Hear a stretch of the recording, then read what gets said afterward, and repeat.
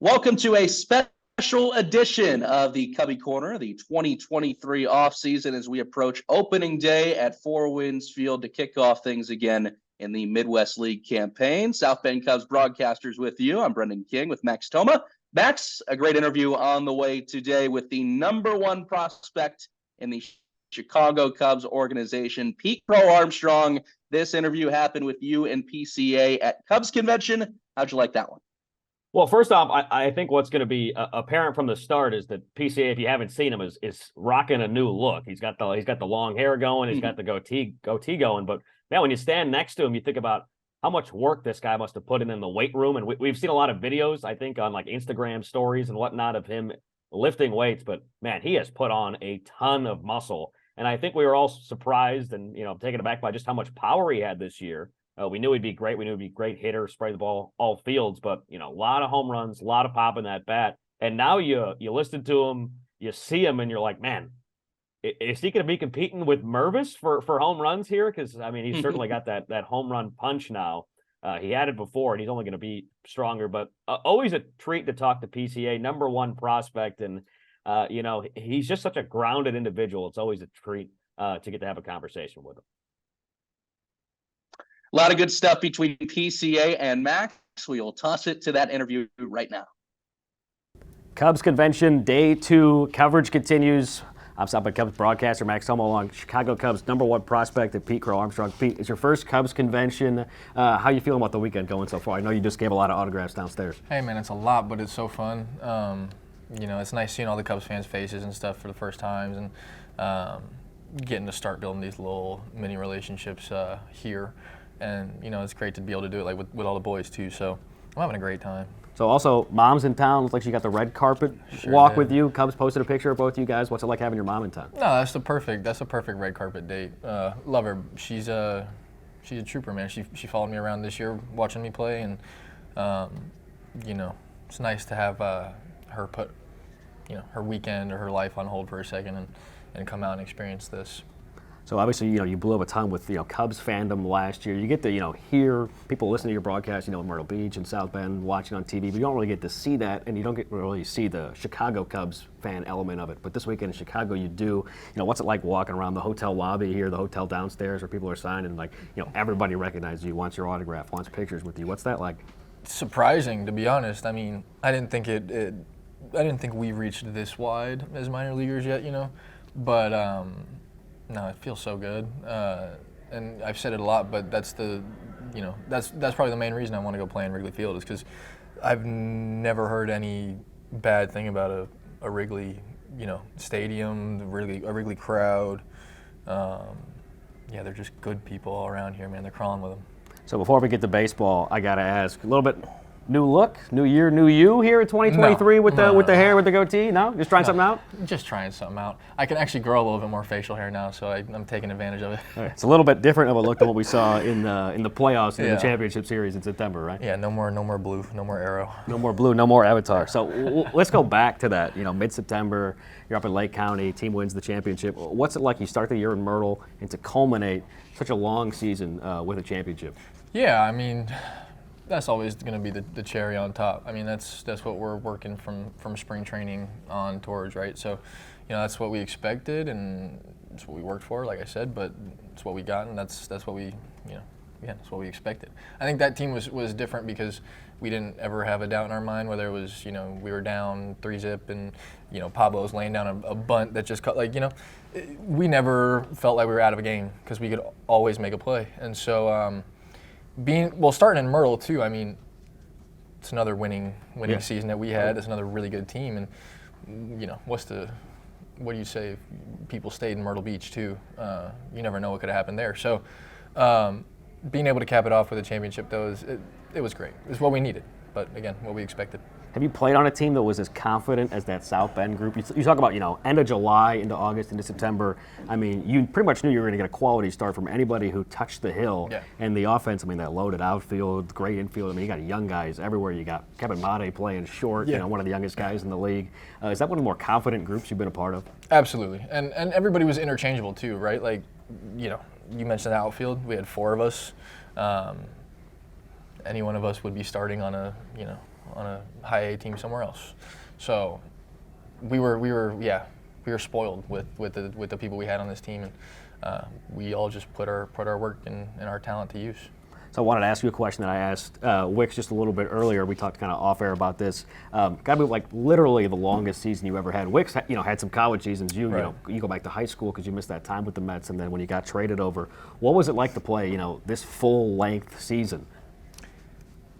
It's a lot. It actually, it was the first time I had played games over 35-ish, since my junior year of high school. So it was a lot. It was a lot, but I don't think it was as grueling as I thought it'd be. I think I ended up taking good care of my body in terms of recovery and preparation and everything. So I was pleased with the way that I felt physically.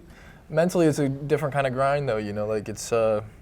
It's monotonous and it's redundant and everything. You're doing the same stretches you were doing in spring training 7 months ago, but that's why we're here, man. We signed up for this, and you love it. You learn to love it too. So that's what I found was a newfound love for baseball. So you played about 3 times as many games as you did, in any of those high school seasons this year. Did you get to take some time at the end of the year, September, October, just kind of decompress and maybe just step away from the game for a bit? Absolutely. I took at least 2 weeks right after the season was over just to go hang around. I went to Austin, Texas. Stayed with my buddy there, and then I was just back home, and I kind of picked it back up pretty soon after. But again, I felt like I had to. I get stir crazy if I sit for too long. You guys saw a big Texas football game when you were down I did. there, right? I went to Red River, saw that blowout. Fun game though. Great game. So, we talked about, I feel like throughout much of the season, we knew the bat-to-ball skills were going to be there, but the power was always the thing that kind of, just surprised people throughout the entire season. Now, anybody who sees you in person knows you've been hitting the gym in the off-season. Can we expect that power to, step up even to the next level this year? Absolutely, yeah. And as we continue? Absolutely. I can't see into the future, but I think that there will be a pretty steady progression there as I start to develop more physically and everything, and as I keep getting stronger. So. Yeah, so we'll see some more homers for sure. As you build on an incredible, 2022 season, are you a guy that sets goals? Do you have goals coming into this year? I don't have any yet. No, I do like to sit down though before it really all gets kind of crazy, and I do like to pre-evaluate what I want to look like, I guess. I'll do that at the end of the year too. I'll sit down and just sit with myself and see how I felt like I did. And so I do the same thing before the year, but the goals they'll come when I need to sit down and think about all that stuff. Right now I'm just focused on strength and speed and just getting the reps I need right now, and even then, also still kind of taking the time away from doing too much. So you got to, sit down and think about last season. What do you think went so well for you, defensively, offensively? You know the defense is going to be there day in and day out. I expect, tremendous attitude, but, what did you take away from last year's success? I think that I just proved to myself that, with the reps and the amount of games that I would play, there's no limits really. I mean, it's I will be my biggest enemy all the time, and the only thing that's going to stop me from doing something great is going to be me. And I think I felt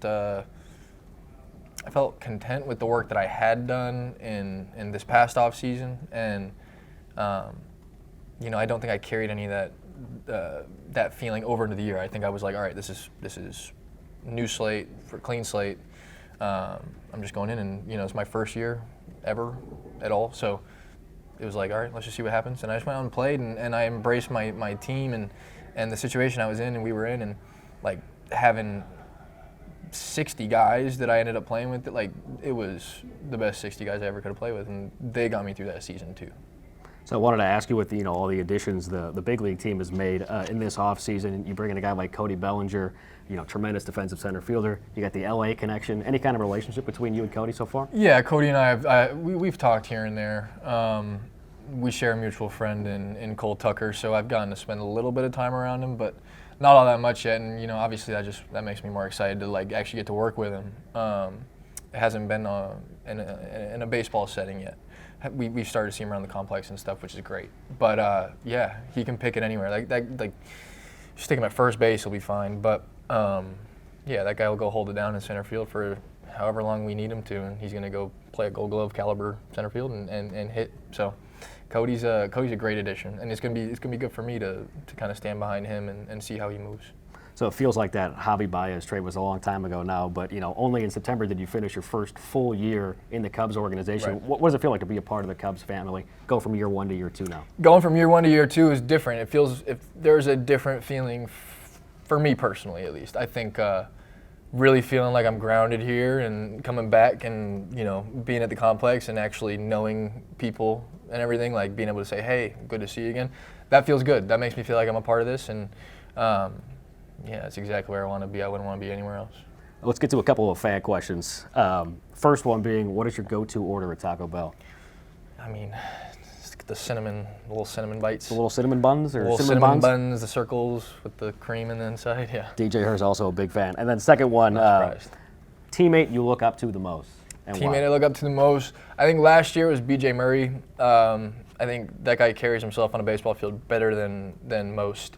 And then baseball-wise, he's a good person to look at in terms of how he takes his at-bats and stuff like that. And he's versatile. He played wherever they wanted him to. He hit wherever they wanted him to in the lineup. And that guy works really hard, and he is super sure of himself, which I respect. And yeah, great teammate to have. So last question from me is, you got to find out your ring size in late September. How excited are you to go out to AZ middle of March and get that Midwest League Championship ring? You'll be seeing me go like that a lot. I'm excited. It's going to be good. I'm excited to see everybody there, all my South Bend crew. So, yeah. Appreciate it. Thanks for taking the time. That's Cubs #1 prospect, Pete Crow-Armstrong. Always.